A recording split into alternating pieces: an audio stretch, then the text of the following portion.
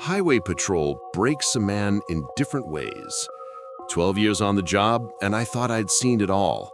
Wrecked bodies twisted in steel, drunks who laughed with blood on their lips, the pop and crack of gunfire on lonely roads. Fear becomes routine. Horror turns into paperwork. At least, that's what I believed. Until last month. Until that one shift that made me doubt not only myself, but the world I thought I understood. The night was clean, almost too clean. A dry Wednesday fading into Thursday, the sky wide and black, stars sharp enough to cut. My patrol started at 10. By 1:30, I was driving the same stretch of I-70 I could have traced in my sleep. A flat vein of asphalt between two towns most maps forget, flanked by dead farmland and barns that looked like broken teeth. That's when I saw it. A Chevy Impala, old and tired, parked on the shoulder.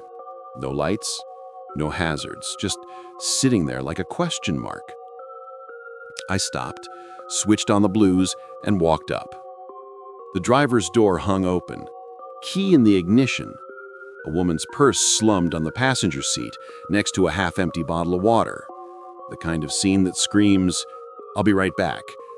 Only the engine was still warm. Whoever had left it hadn't been gone long. I called for a tow, figuring I'd at least make it official. Then I saw something. A figure. Out in the corn, 100 yards from the road, just standing there. "Police!" I shouted. "You all right?" No answer. I clicked on my flashlight and stepped into the field. The stalks whispered around me, dry and restless. That's when I realized the silhouette was wrong. Too tall, too thin, the legs stretched a little too far, the head bent at an angle no human neck should tolerate. And then it turned. Its eyes caught my beam, not reflecting, but glowing, as if the light came from inside. I froze. My hands slid to my holster. "Stay where you are," I barked, though my voice broke on the edges. The figure stepped closer. Corn hissed louder, and then it was gone. Not vanished behind stalks, not ducked out of sight, just gone. I backed away fast, every nerve on fire. Then the footsteps started, heavy, deliberate, closing in behind me. I whipped around, nothing, just the beam of my flashlight trembling over corn that swayed as if someone had just moved through it. I ran. Back to the cruiser, slammed the door, locked it. The radio exploded with static, a crackle, a moan, then a voice, a low, dragging voice that said my name, the real name, the one only my family uses. I killed the radio, sat in the dark, tried not to breathe. When the tow truck finally arrived, the Impala was gone. No skid marks, no footprints, no trace it had ever been there. I wrote it up as a routine disappearance. Easier that way. Safer. But when I got home, my wife frowned at my boots. "Why are they covered in corn husks? Were you walking out in a field all night?" I told her no. I told her I'd barely stepped off the road. But she showed me her phone. That morning, she'd gotten a call. The number said private, but in the call log, the name that appeared was mine. I want to bury this as just another weird night. God knows I've buried worse. But the truth keeps gnawing at me. People vanish along that stretch of highway. Always the same place, always the same silence. I don't know what I saw. A man? A trick of the dark? Something wearing a human shape like a costume? What I do know is this. Every time I drive past cornfields now, every time I hear that dry, rattling whisper, I feel it watching, and my blood turns to ice.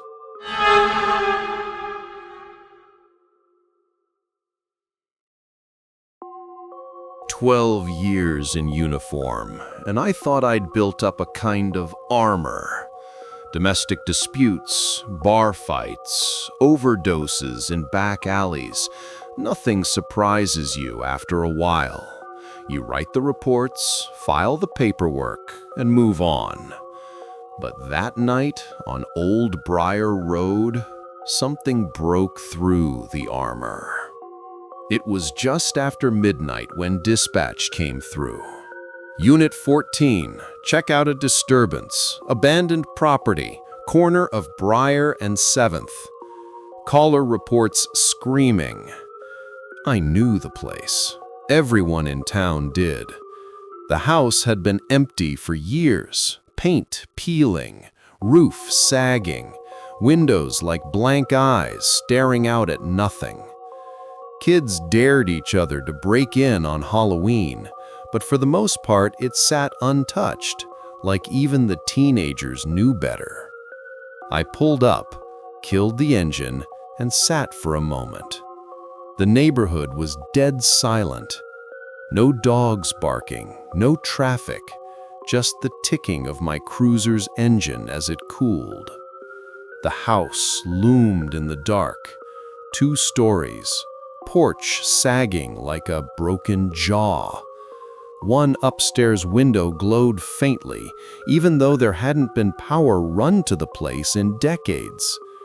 I radioed in. Dispatch, Unit 14, show me on scene. Copy 14, backup en route, ETA 10 minutes.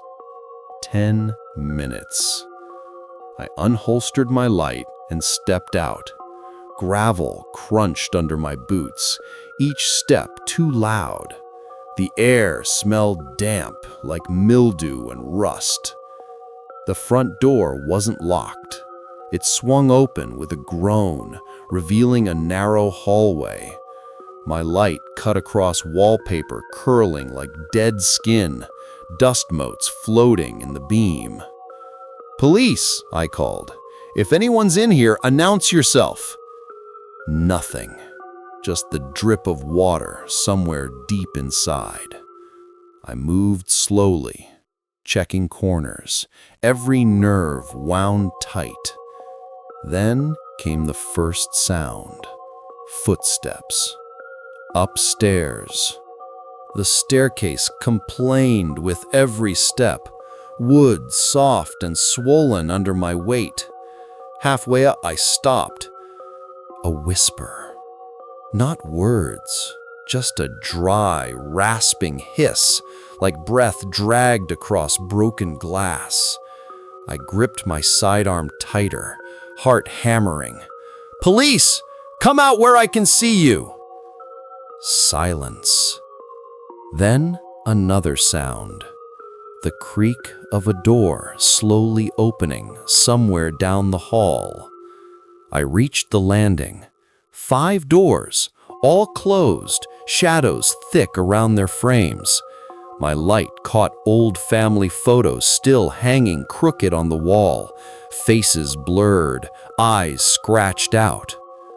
The whisper came again, this time closer. I pushed open the first door with my boot. Empty. Just a rotten mattress, stuffing spilling out. The second room was worse. Walls covered in what looked like child's drawings, scrawled in something dark. Stick figures with wide, empty circles for heads. All of them standing around a house that looked exactly like this one. I felt sweat slide down my neck. My radio hissed with static. Then a voice came through. Low, distorted, not dispatch. "Officer." My blood froze. "We've been waiting." I yanked the radio from my belt. "Dispatch, Unit 14, are you reading this?" Only static. Then the upstairs light, The one I'd seen from the road flickered and buzzed. It was coming from the last room on the left. The door was already open a crack. My light barely touched the inside. I pushed it wider. The room was empty except for a single wooden chair. On it sat a tape recorder, ancient, its reels spinning. I stepped closer. My boots sunk into something soft. When I looked down, my stomach turned.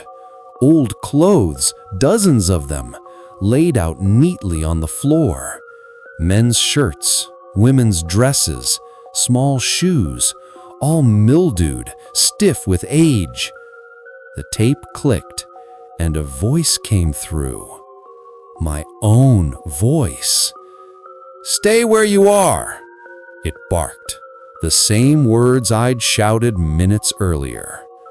The hair on my arms lifted.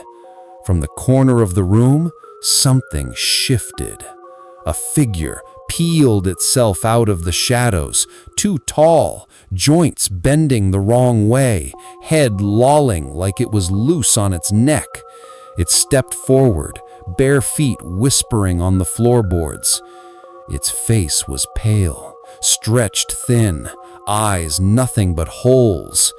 And when it opened its mouth, my own voice came out.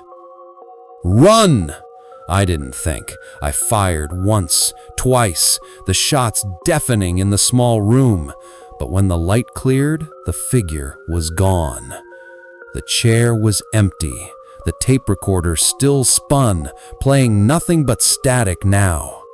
I bolted, down the hall, down the stairs, out into the night air. I didn't stop until I was back in the cruiser with the doors locked, gas pedal shaking under my boot. Backup arrived 5 minutes later. They swept the house. No tape recorder, no clothes, no sign anyone had ever been there. I filed the report as unfounded disturbance. Easier that way. But I can't shake it. Every night since, when I close my eyes, I hear my own voice whispering back to me, "Run." And sometimes, when I'm alone in the patrol car, driving the back roads, my radio crackles with static, followed by my name, spoken in my own voice.